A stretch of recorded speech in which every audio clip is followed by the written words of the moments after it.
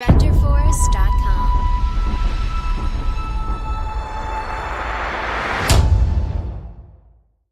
The new eruptions launched molten rocks into the air. A plume of ash billowed over the volcano on Tuesday, spreading sulfur dioxide in the air. Officials rated the air quality in the area as a condition red.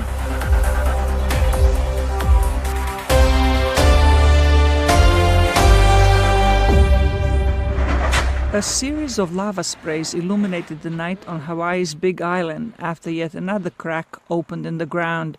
The new eruptions launched molten rocks into the air.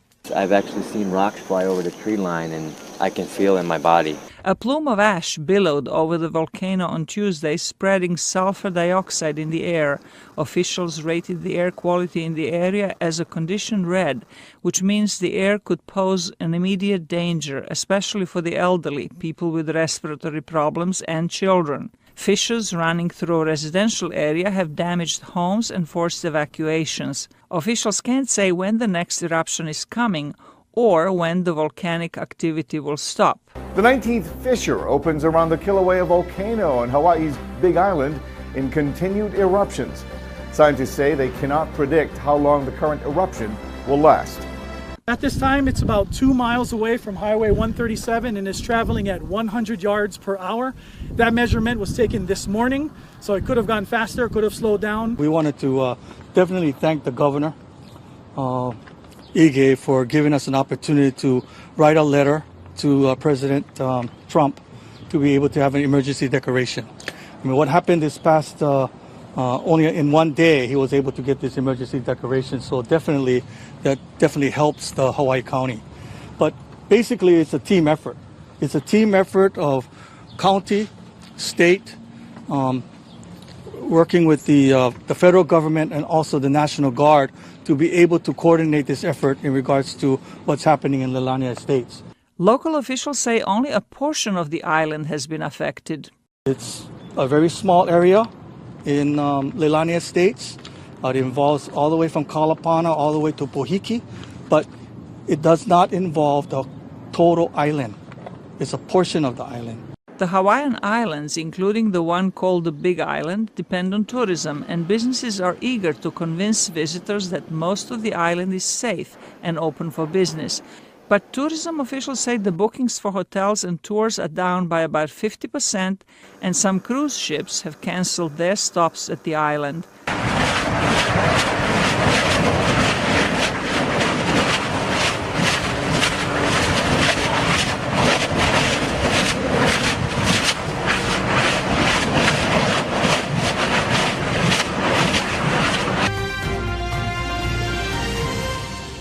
We have ongoing activity at Kilauea Summit, so the level of earthquake activity remains pretty elevated and the summit continues to subside. We're having continuing ash emissions from the summit crater. They're intermittent and they're rising a few thousand feet above the crater.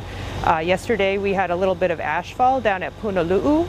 And that kind of activity may continue throughout the day if the situation stays as it is. But still pretty low level ash emissions, but lots of activity up there as far as the earthquake activity and subsidence.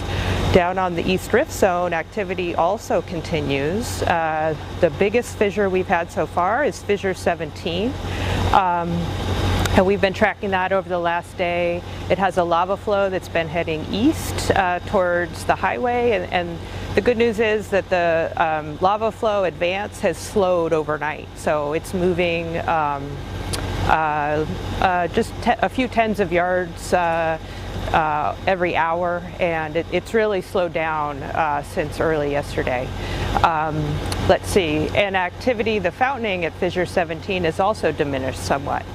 But the latest news we have is from an overflight we did first thing this morning, and there's been some new fissures open up uprift of 17, and so we think we're now at fissure 20 and 21. So we just got the information on these new fissures, and so we're kind of working it out. And they're very small still, but the potential for them to produce increased fountaining and lava flows is there, and we'll be watching those closely throughout the day. So those are just uprift from 17.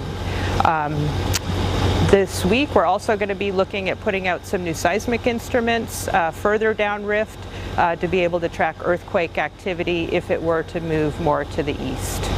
Explosions intensified on Kilauea Volcano on Tuesday, spewing ash and sparking a red alert for aviation for the first time since the latest eruption began 12 days ago. Ash and volcanic smog, or so-called VOG, rose up to 12,000 feet, 3,657 meters, above Kilauea's crater and floated southwest, covering cars on Highway 11 with gray dust and sparking an unhealthy air advisory in the community of Pahala, 18 miles, 29 kilometers, from the summit. An aviation red alert means eruption is underway that could affect aviation by spewing ash into air routes, according to the U.S. Geological Survey, USGS, website. Ash was also a new hazard for residents of Hawaii's Big Island, already dealing with volcanic gas and lava that has destroyed 37 homes and other structures and forced around 2,000 residents to evacuate. A shift in winds was expected to bring ash and VOG inland on Wednesday and make them more concentrated, said John Bravender of the National Oceanic and Atmospheric Administration, NOAA. The eruption has taken its toll on the tourism industry. Big Island hotel bookings for summer months are off almost 50% from last year as daily news images of lava flows and burning homes scare off visitors to the island of 200,000 people. Rob Birch, executive director of the Island of Hawaii Visitor Bureau, told journalists on a conference call.